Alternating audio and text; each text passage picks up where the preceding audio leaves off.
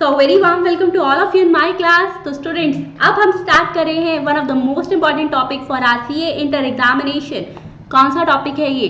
Advance payment of tax. देखो, अगर मैं आपको एक एक्सपेक्टेड बताऊं तो मई एग्जाम्स में, मई 2022 में और इवन इन द नवंबर 22 बहुत हाई चांसेस है एडवांस पेमेंट से क्वेश्चन आएगा। तो अगर आज आपने अच्छे से समझ लिया ना, तो ये सोच लेना एक ऐसा क्वेश्चन करने जा रहे हो जो एग्जाम में आने वाला है। ठीक है, स्टार्ट करें। बिल्कुल, तो आई होप सब रजिस्टर सबके पास है। मैंने पहले ही बोला था, साथ में कैसे पढ़ रहे हैं हम यहाँ पर, एक बार रेफर कर रहे हैं हमारा study mat of Institute of Chartered Accountants of India, जिससे आपको कॉन्फिडेंस आ जाएगा एक भी टॉपिक स्किप नहीं हुआ। साथ ही साथ में रिवीजन कैसे करेंगे हम, हमारे खुद के हैंड रिटन नोट से, जो आपको मैं क्लास में बनवाऊंगी। तो जिसके पास भी रजिस्टर नहीं है, जल्दी से रजिस्टर लेकर आ जाओ। ओके, चलो स्टार्ट करते हैं हम। एडवांस पेमेंट ऑफ टैक्स, इसका सेक्शन ये है क्या, एडवांस कैसे है ये? तो देखो students, normally what we do is, मैंने आपको बताया था नॉर्मल सिनेरियो में प्रीवियस ईयर की इनकम को असेस करते हैं, कैलकुलेट करते हैं, कंप्यूट करते हैं असेसमेंट ईयर में। ठीक है, और उसके बेसिस पर असेसमेंट ईयर में प्रीवियस ईयर की इनकम पर टैक्स पे करते हैं।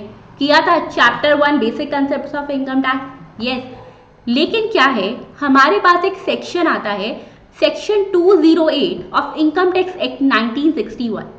Section 208 of income tax act 1961, इसने बोला कि देखो, अगर किसी पर्सन, एक पर्सन यहाँ पर एक्चुअल प्रीवियस ईयर में एक्चुअल इनकम तो अपनी बता नहीं सकता, क्योंकि 31 मार्च तक इनकम आती रहेगी, अर्न होएगी उसको, तो वो अपने पूरे साल की प्रीवियस ईयर की इनकम एस्टिमेट कर ले, even in the previous year itself estimate कर ले। एस्टिमेट मतलब अंदाजा लगा ले।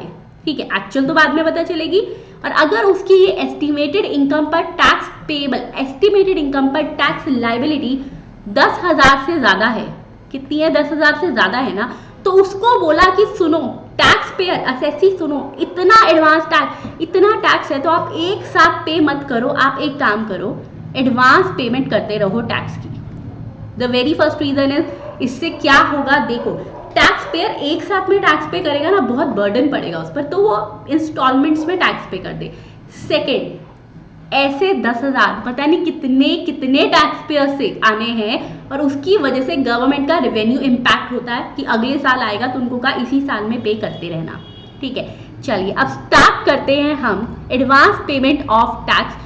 आपके सिलेबस में जो सेक्शंस इसके लिए इंपॉर्टेंट है, वो पहला सेक्शन आता है, देखो 207 to 2119 तक आता है, 219 तक। लेकिन जो सेक्शन बहुत मैंडेटरी है लिखने में, वो आपको सेक्शन नंबर बताती हूँ, बाकी प्रोविजन बताते हैं। ओके, तो स्टार्ट करते हैं स्टूडेंट, सेक्शन नंबर 208। देखो इसने क्या कहा, रजिस्टर निकाल लिए, बताइए जल्दी से, रजिस्टर निकालिए। ओके, तो सबसे पहले तो लिखिए यहाँ पर रजिस्टर्स पर that as per section 208, notes बनाओ students, as per section 208, if estimated income, if estimated tax liability, estimated because actual नहीं हो सकती, actual 31 मार्च के बाद पता चलेगी ना, तो जैसा मैंने लिखा है लिखो, if estimated tax liability, if estimated tax liability of an person, नहीं, जब टैक्स की बात आ गई, वो टैक्स पेयर है, उसकी असेसमेंट हो रही है, असेसी ऑफ एन असेसी। देखो स्टूडेंट्स, आपने ना कई बार सुना होगा, अरे इंस्टीट्यूट ना मार्क्स नहीं देता। इंस्टीट्यूट मार्क्स क्या, इंस्टीट्यूट ग्रेस मार्क्स भी देता है। अपने एक्सपीरियंस से बता रही हूँ, गलतियां होती हमारी हैं कि हम कीवर्ड्स नहीं लिखते। जैसे इसमें बात आ गई स्टूडेंट, अगर आपने असेसी लिख दिया और ये वर्ड्स लिख दिया ना, तो ये बहुत अच्छा इम्पैक्ट डालता है, वो जैसे हाईलाइट करते जाएंगे। ओके, तो लिखिए स्टूडेंट्स, नाउ अब यहाँ पर लिखिए, if estimated tax liability of N assessee is ₹10,000 और मोर, कितनी होगी, 10,000 या उससे ज्यादा, 10,000 और more, so a person is liable to pay advance tax. So a person is liable to pay advance tax. लिख लिया? यस। अब एमसीक्यू में वो क्या पूछेगा मैम, एमसीक्यू में वो क्या पूछेगा, तो स्टूडेंट्स एमसीक्यू में वो एग्जैक्टली आपको ना 10,000 पे पॉइंट देगा, क्योंकि उसको पता है 10,000 का कुछ तो पढ़ाया था, ये माइंड में होगा, लेकिन 10,000 से ज्यादा, 10,000 से कम, पता है एग्जैक्ट 10 पे क्या है, सो एग्जैक्ट 10,000 पर भी एडवांस टैक्स पे करना होगा, क्योंकि क्या हो गया, एक तरीके से एग्जैक्ट 10,000 पर भी 5 डिजिट फिगर आ चुकी है, मतलब बहुत बड़ी फिगर आ चुकी है। ओके, लिखिए स्टूडेंट्स, उसके बाद लिख लिया, डन। चलो अब नेक्स्ट क्या आता है यहाँ पर, इसने आपको बोला है जहां कहूंगी लिखना सिर्फ वो लिखना, क्योंकि इस बैच का नाम क्या है, मिशन लक्ष्य बैच। क्या करना है, complete syllabus in a very short span of time. Okay, अब बात आती है, यहाँ बोला अगर किसी ने 10,000 नहीं दिए, मतलब 10,000 या उससे ज्यादा का एडवांस टैक्स बन रहा था लेकिन नहीं दे रहा, तो उस पर स्टूडेंट्स फिर इंटरेस्ट और पेनल्टी लगती है। इंटरेस्ट लगता है सेक्शन 234B और 234C में। ये 234B और 234C से भी क्वेश्चन आता है, पूरा इसका अलग से प्रोविजन है, वहीं अभी मैं इसके बाद आपको पढ़ाऊंगी। अभी के लिए उसने क्या कहा, मैंने कहा है उसको ना इंटरेस्ट लगेगा as per section 234B and 234C।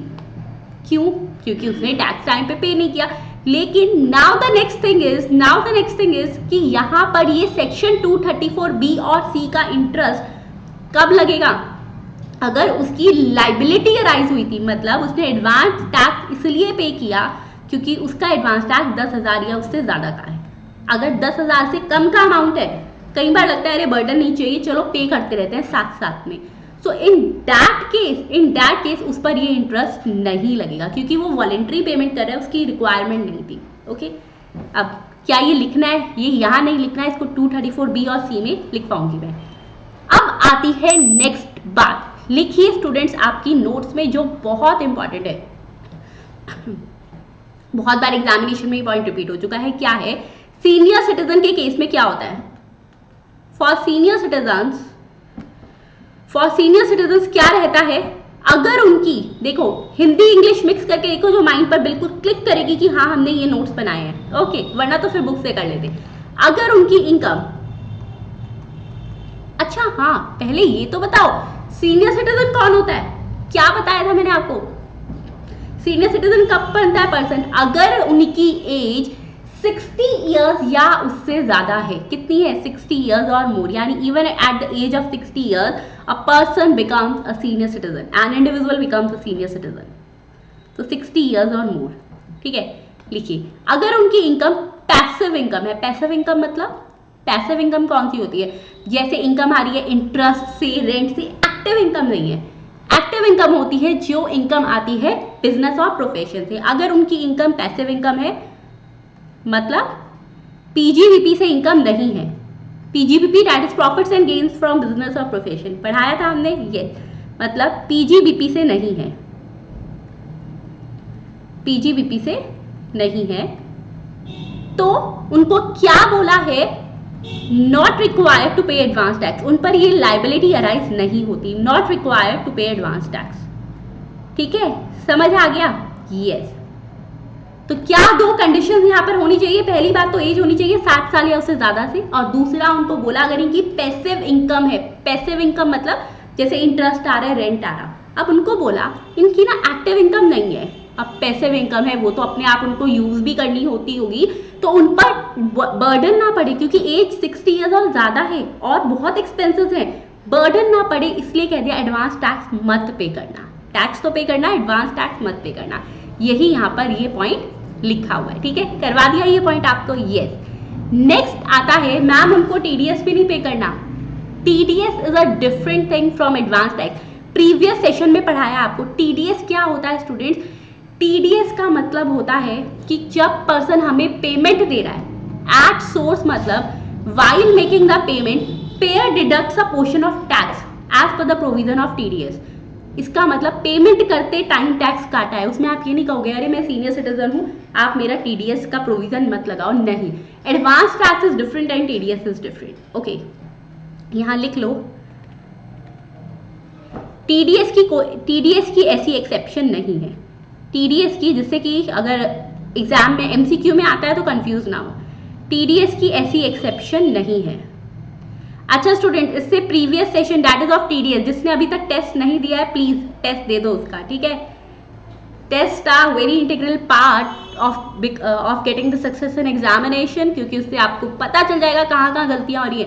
Tax दे दीजिए, अपना टेस्ट जो है वो टाइमली पे करो, हाँ वही है ना, आपको वो टैक्स पे वही सब ध्यान में आता है, यही होना चाहिए, कि सोते टाइम भी ना टैक्स पेमेंट ये सब आ रहा हो, तब टैक्स में क्या है मार्क्स मिलेंगे 80+। क्या करना है, टेस्ट देना है। ओके चलो, now the next thing is, यहां तक हो गया। अब आता है एडवांस टैक्स की कंप्यूटेशन का क्या सिस्टम रहता है। तो सुनो क्या करना है, यहां पर लिखते रहो स्टूडेंट साथ साथ में। अब क्या होगा, सबसे पहले लिखो यहाँ पे कंप्यूटेशन ऑफ एडवांस टैक्स, उसका बताती हूँ आपको कैसे, बहुत इजी प्रोसेस होता है कंप्यूटेशन ऑफ एडवांस टैक्स। अच्छा एक बार इंटर क्लियर कर लो, फिर क्या करेंगे, आपको एडवांस टैक्स का ना किसी दिन फॉर्म दिखाएंगे। या चलो ठीक है, नेक्स्ट क्लास में एडवांस टैक्स का फॉर्म दिखाती हूँ कि क्या फॉर्म रहता है, किसमें एडवांस टैक्स पे होता है। ओके ओके चलो, फर्स्ट स्टेप क्या है, पहला क्या करना है, एस्टिमेट करनी है खुद की इनकम। तो estimate total income, estimate total income. क्योंकि अगर आपने ऐसे ये समराइज नोट्स बना लिए, हैंड रिटन नोट्स बना लिए ना, तो आप किसी चैप्टर को लेंथी नहीं कह सकते, it's my guarantee to you. सबसे पहले टोटल इनकम एस्टिमेट करनी है। उसके बाद क्या करना है मैम, स्टूडेंट्स जब एक बार टोटल इनकम एस्टिमेट कर ली तो उसके बाद उस पर एडवांस टैक्स पे करना होता है। Now the next thing is, जब एस्टिमेट किया तो क्या उस एस्टिमेशन के लिए कोई स्टेटमेंट देनी है, नहीं देनी, कोई भी स्टेटमेंट नहीं देनी until and unless assessing officer ये नोटिस ना दे दे कि आइए और स्टेटमेंट देकर जाइए। तो लिखिए जल्दी से, एस्टिमेट टोटल इनकम, एस्टिमेशन की स्टेटमेंट नहीं देनी है। एमसीक्यू में आ जाता है क्वेश्चन, क्या एस्टिमेशन की स्टेटमेंट देनी है, नहीं देनी, एस्टिमेशन की स्टेटमेंट नहीं देनी, एस्टिमेशन की स्टेटमेंट नहीं देनी अनटिल एंड अनलेस, कब तक नहीं देनी, अगर असेसिंग ऑफिसर उसको डिमांड ना करे। देख लो भाई, असेसिंग ऑफिसर कोई डिमांड करेगा तो उसको जाके कह देंगे कोई बात नहीं, ये लीजिए एस्टिमेशन। ओके, तो एस्टिमेशन की स्टेटमेंट नहीं देनी until and unless demanded by assessing officer. अच्छा कैसे डिमांड करेगा, व्हाट्सएप पे बोलेगा क्या कि मिस्टर चिंतामणि ये स्टेटमेंट दीजिए, नहीं नोटिस सर्व करता है वो, ठीक है। सो until and unless demanded by assessing officer. Now the next point here is, यहां पर अब उसने बोला, अब बात आई कि क्या वो खुद से कंप्यूट कर सकता है या फिर क्या करेगा। बिल्कुल जैसा मैंने आपको पहले स्टेप में बताया, एस्टिमेट करेगा, उस पर टोटल टैक्स जो है कंप्यूट कर लिया, और फिर जो फाइनेंशियल ईयर के रेट्स होंगे, आपको बताया था स्टूडेंट्स मैंने, जो फाइनेंस एक्ट होता है उस पार्ट में लिखा होता है ना कि टीडीएस रेट क्या लगने वाला है, एडवांस टैक्स का रेट क्या लगने वाला है। तो उन एडवांस टैक्स का रेट क्या था, मतलब उस प्रीवियस ईयर के लिए जो टैक्सेशन रेट्स होते हैं वो उसमें मेंशन होता है। पार्ट नंबर 3 पे बताया था ना, schedule, first schedule finance act part 3 याद आ गया, यस। तो उसके अकॉर्डिंगली वहां पर वो टैक्स क्या करता है, वो टैक्स कंप्यूट कर कर उस टैक्स को सेम को डिपॉजिट कर देता है, ठीक है, yes. So where an obligation to pay advance tax is arisen, the assessee shall himself compute that advance tax payable on his current income और उसको डिपॉजिट कर लेगा, whether or not he has been earlier assessed to tax। इसका मतलब पहले उसकी tax assessment हुई हो चाहे ना हुई हो, क्या मतलब है 10,000 या 10,000 से ज्यादा का एडवांस टैक्स तो डिपॉजिट करो ना। ओके लिखिए स्टूडेंट्स पे। नाउ नेक्स्ट आता है यहाँ पर टोटल इनकम एस्टिमेट कर ली, अब टैक्स कंप्यूट करो और डिपॉजिट कर दो, टैक्स कंप्यूट करो और डिपॉजिट करो, ठीक है। पता है अगर आपने एक एक बार इस पर टाइम लगा लिया ना, बस फिर नहीं टाइम लगना है इस पे। ओके समझे फिर आगे, यस। अब आता है now the next point is, आपने रेगुलर असेसमेंट का नाम सुना है students, have you heard regular assessment. पता है अब मेरी ना कल एक क्लाइंट से बात हो रही थी, उनको लगा रेगुलर असेसमेंट मतलब जो रेगुलरली ना असेसमेंट चलती रहती है, ऐसा कुछ नहीं है। इस रेगुलर असेसमेंट का मतलब है, रेगुलर असेसमेंट का मतलब क्या होता है, जब असेसिंग ऑफिसर ये नोटिस देता है, असेसिंग ऑफिसर नोटिस देता है कि असेसिंग ऑफिसर ये असेसमेंट करेगा। So it is a assessment जो कब की जाती है, जब नोटिस आता है।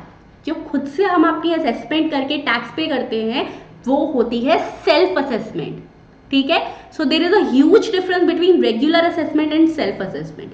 Now the next thing is, अगर कभी जो असेसी है यानी जो पर्सन है उसकी किसी भी साल में रेगुलर असेसमेंट हुई थी, या फिर चलो समझो इसको क्या हुआ ना स्टूडेंट, उसकी किसी भी प्रीवियस ईयर में पर्सन की रेगुलर असेसमेंट हुई थी। एक बार रेगुलर असेसमेंट हो गई ना, तो मैं ये कह रही हूँ डिपार्टमेंट के नोटिस में आ गया वो बंदा, क्या कि इसने एक बार अगर कुछ गलती करी थी तो ये दोबारा भी कर सकता है। उसकी नजर पड़ गई, डिपार्टमेंट की नजर पड़ गई है अब इस पर्सन पर। उसने कहा कि देखो अब चाहे उस पर्सन का एडवांस टैक्स जो बनता है वो 10,000 या उससे ज्यादा हो चाहे ना हो, अगर रेगुलर असेसमेंट कभी भी हुई थी, असेसिंग ऑफिसर ये कह सकता है, अगर उसको लगता है कि हाँ ऐसा होना चाहिए, फीस ऑफ द ओपिनियन, तो वो नोटिस भेज देता है सेक्शन 210 सबसेक्शन 3 में, और ये कहता है एडवांस टैक्स पे करो। ठीक है, समझ आया?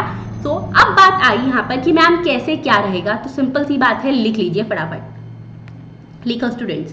So the third one is अगर किसी भी प्रीवियस ईयर में, आई एम नॉट सेइंग कि इमीडिएटली प्रीसीडिंग प्रीवियस ईयर या ऐसा कुछ है, नहीं, अगर किसी भी प्रीवियस ईयर में, स्टूडेंट्स आई होप स्पीड सही लग रही है आप सबको, है ना, क्योंकि पता है ना शॉर्ट स्पेन ऑफ टाइम में कंप्लीट बैच।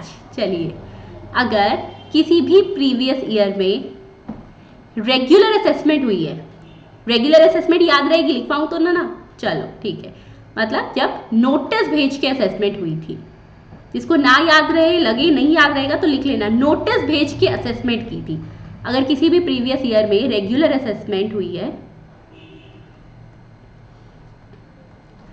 और अगर अब असेसिंग ऑफिसर को लगा, मतलब if he is of the opinion, बताया था ना ये wording, if he is of the opinion, अगर असेसिंग ऑफिसर को लगा कि advance tax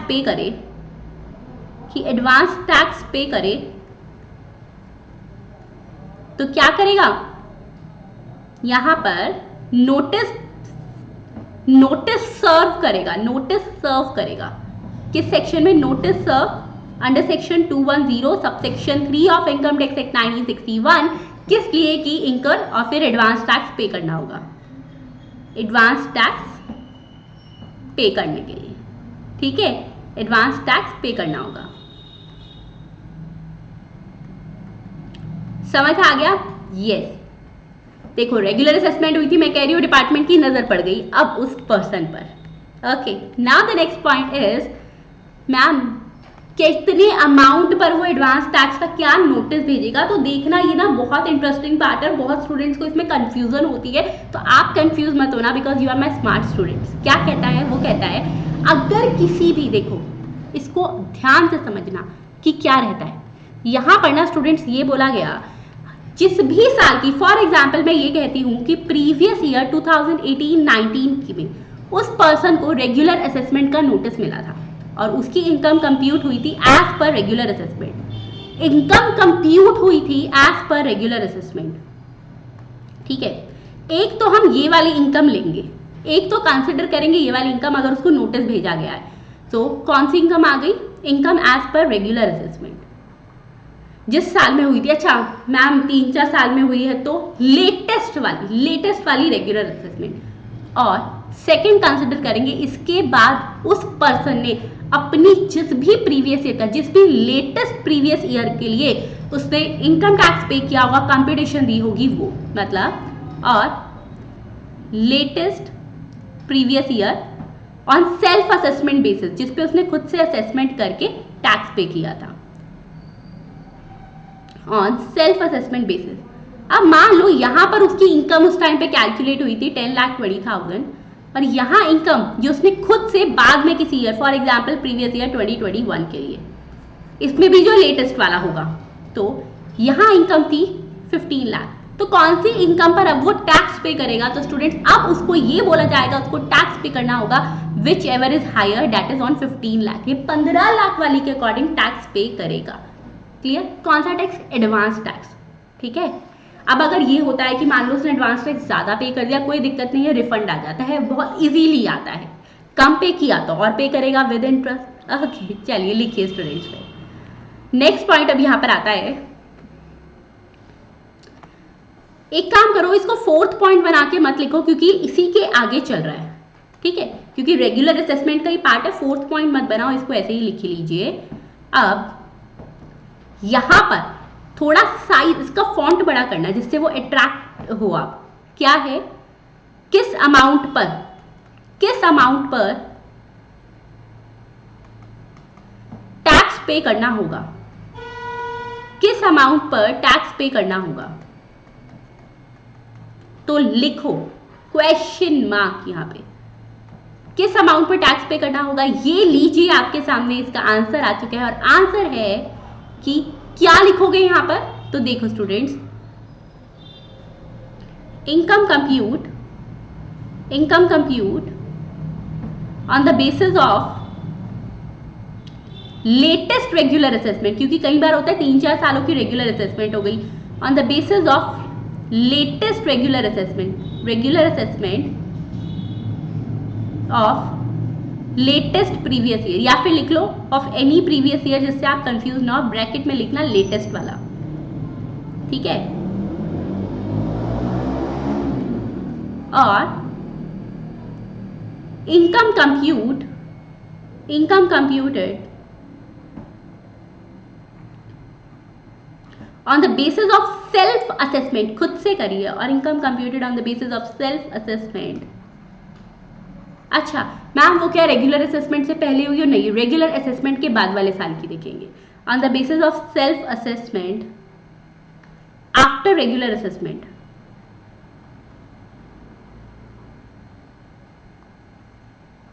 after regular assessment बना लो नोट स्टूडेंट, बहुत फायदा करने वाले हैं ये, ठीक है। विच एवर इज हायर, जो भी इनकम ज्यादा होगी वो, विच एवर इज हायर। अब बात आती है कि मैम अगर असेसी को ये लगता है कि ये जिस अमाउंट पे, पता है क्या होता है, ये ना नोटिस में वो भेज देता है कि भाई देखिए ऐसे ऐसे कर है। अगर अब असेसी को लग रहा है कि ये जो असेसिंग ऑफिसर कह रहा है इनकम, मेरी इनकम इससे कम है, तो क्या होगा। बनाइए यहाँ पर नेक्स्ट पॉइंट कि क्या रहेगा स्टूडेंट उस केस में। देखो आपके पास नीचे स्पेस है लिखना, अगर now if assessee is of the opinion, assessee को ऐसा लग रहा है, if assessee is of the opinion, अच्छा दो केसेस हो सकते हैं, या तो उसको लगेगा मेरी इनकम ज्यादा है या फिर उसकी कम होगी। If assessee is of the opinion estimated income is less than income as per 0.3, income as per, या फिर income as per notice लिख लो 0.3, ठीक है।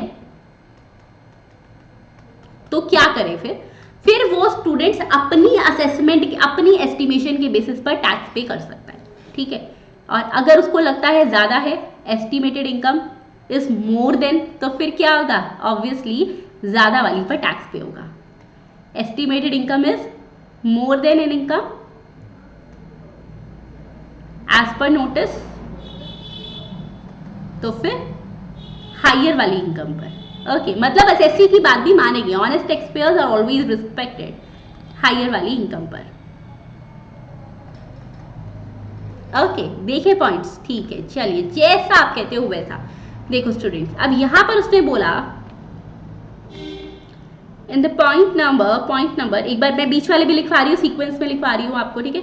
So where the advance tax payable on assessee's estimation is higher than the tax computed by the assessing officer, then the advance tax shall be paid upon such higher amount. Second part ज्यादा वाले पे देगा, लेकिन अगर उसको लगा कि भाई ये तो जो इसने टैक्स बता रहा है ना, जो असेसिंग ऑफिसर टैक्स बता रहा है वो तो बहुत ज्यादा बता रहा है, मेरी एस्टिमेशन कम है, तो वो अपनी एस्टिमेट फाइल कर उस पर एडवांस टैक्स पे कर देगा, ठीक है। लिख लिया सबने अपनी एस्टिमेशन, हाँ यहाँ पे ना लिख भी लो, ठीक है। एस्टिमेशन फाइल कर सकता है, he can file estimation and पे टैक्स अकॉर्डिंगली, पे एडवांस टैक्स अकॉर्डिंगली, ओके ठीक है डन। अच्छा अब एक काम करो जिससे कि आपको वो अब अगर लैंग्वेज लिखोगे तो लैंग्वेज भी सही हो जाए, तो यहाँ कर लो estimated income is less than income as per assessing officer, notice के ब्रैकेट में असेसिंग ऑफिसर लिख दो, जिससे अच्छे से फिर कोई कंफ्यूजन ना हो, अच्छे से कंसेप्ट हो जाए। अब आता है पॉइंट नंबर 5। मैम ये जो उसने नोटिस भेजा ना सेक्शन 210 सब सेक्शन 3 में, यही पूछ रहे हो, यही कह रहे हो कि आयुषी मैम ये नोटिस कब तक भेज सकता है, तो ये नोटिस भेज सकता है, नोटिस कैन बी सर्व्ड कब तक, कभी भी भेज देगा क्या, नहीं, notice can be served at any time of year, at any time during the previous year but not later than, किसके बाद नहीं भेज पाएगा, फरवरी की लास्ट डेट के बाद, at any time during previous year but not later than last day of February, last date of February. ठीक है, अब आप कह रहे होंगे मैम सीधा सीधा लिख देते हैं ना 28 फरवरी, you can not write that and the reason for not return it here is because leap year में 29 फेब भी होती है, तो लॉ हम उस अकॉर्डिंगली बना रहे हैं कि जो भी लास्ट डेट होगी, ठीक है, इसके मार्क्स मिलते भी और कट भी होते हैं, यही रीजन है। फिर हम कहते हैं अरे इंस्टीट्यूट ने मार्क्स नहीं दिए, नहीं, सही से कीवर्ड्स लिखो, आई एम श्योर मिलेंगे marks. Okay, so above order can be served by the assessing officer at any time during the financial year but not later than the last date of February। अब बात ये आई, अगर students, now the thing is ma'am आपने कहा था regular assessment वाला जो income है या फिर जो इनकम उसने सेल्फ असेसमेंट के बेसिस पे भेजे, हाँ स्टूडेंट्स आपने बिल्कुल सही कहा, बट मैम अगर ये जो इनकम है उसकी रेगुलर असेसमेंट जो है, लिखो स्टूडेंट्स यहाँ पर नेक्स्ट पॉइंट करके लिखो, if regular assessment of any year, if regular assessment last date February है तब तक नोटिस भेज सकता है ये, but if regular assessment of any year is completed on or after 1st March, on or after 1st March,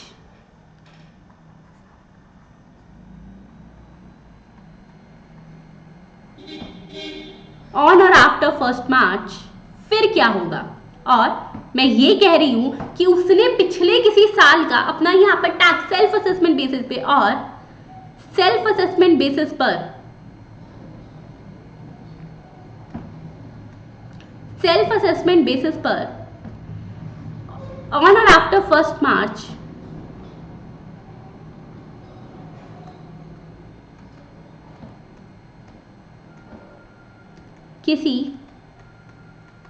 किसी year के लिए रिटर्न फाइल करी,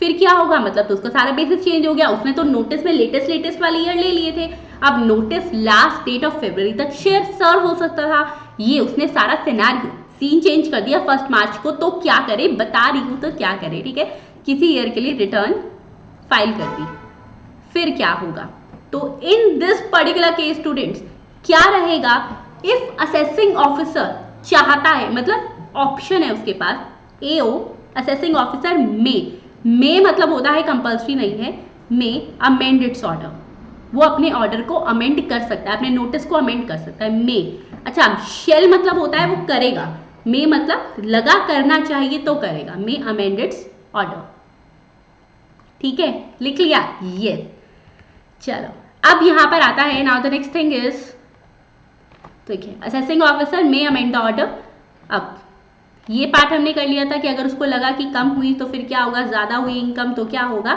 अब स्टूडेंट्स क्या रहता है, आपने पहले भी पढ़ा होगा, ये जितना भी एडवांस टैक्स की कैलकुलेशन होती है ना, ये कैलकुलेशन होती है after reducing the amount of TDS, क्यों, देखो ये एस्टिमेटेड टैक्स है, ये तो मुझे लिखवाने की भी जरूरत नहीं है, टीडीएस में भी बताया था आपको, एस्टिमेटेड टैक्स है, एस्टिमेटेड टैक्स मतलब हमने टैक्स को ना एक तरीके से अंदाजा लगाया है, और हमें पता है कि TDS tax deducted at source जब हमारे टैक्स पेबल में से हमेशा माइनस होता है, बताया था, लिखवाने की तो जरूरत नहीं है, बस यही। अच्छा अब इसने उसके बाद क्या बोला आपको, इसने ना ये इतने बड़े पैराग्राफ में क्या बोला है, इसने सिर्फ एक बात बोली, टैक्स डिडक्ट होना चाहिए था, फॉर एग्जाम्पल मैं ये कह रही हूँ कि जब एम्प्लॉयर ने एम्प्लॉय को पेमेंट करी, सेक्शन 192 टीडीएस याद आ गया प्रीवियस सेशन, ओके, एम्प्लॉयर को पेमेंट करते टाइम पर सैलरी में से टैक्स डिडक्ट करना था at source as per section 192 of income tax act 1961, तो वो डिडक्टेबल था, करना था, बट उसने किया नहीं, जब तक किया नहीं मतलब पूरी पेमेंट जो है वो एम्प्लॉय के पास आ गई, असेसी के पास आ गई, तो क्या उस केस में भी एडवांस टैक्स लायबिलिटी में से इसकी रिडक्शन मिलेगी, ऑब्वियसली नॉट, क्यों, क्योंकि उसका टैक्स डिडक्ट हुआ ही नहीं है, तो बस यहाँ पर लिख लीजिए, सिंपल सी बात है, लिख लो स्टूडेंट्स, क्या लिखना है, इफ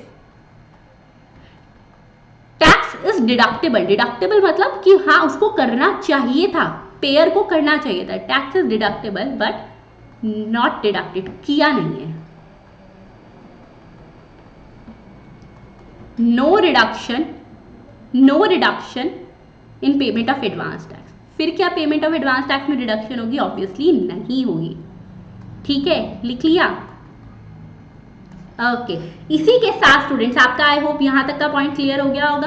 क्या करना है अब, कैसे कर रहे हैं हम? बिल्कुल, अभी इस सेशन के बाद नेक्स्ट सेशन में आपको करवाती हूँ इसका further point, that is interest कैसे लगता है, पेनल्टी कैसे लगती है, और उसमें एडवांस टैक्स आपका कंप्लीट हो जाएगा। ठीक है, सो मिशन लक्ष्य बैच, ध्यान है ना क्या करना है? मिशन लक्ष्य बैच में हमें पूरे सिलेबस को हमारा शॉर्ट स्पैन ऑफ टाइम में मैक्सिमम पूरा कंप्लीट सिलेबस कवर करना है, full syllabus. Okay, I hope अच्छा लगा होगा। किसी को डाउट है so you can ask me.